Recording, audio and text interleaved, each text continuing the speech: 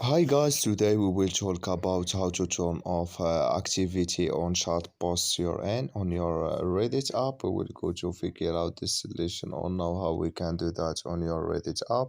Just go up here and this is picture you will click. Then this is window show for you. Then you click here on settings. Then you come here to settings window. Then you just click here or account settings for you. Then you come here to account settings here in this window and you just click here on manage notifications. Then you come to a notifications window here in this window.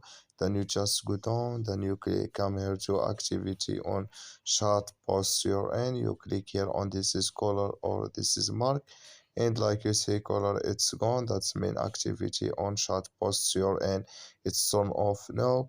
So that's all now. I wish now you are great. Thank you for your watching. Don't forget to support us by like and subscribe, and see you in next video.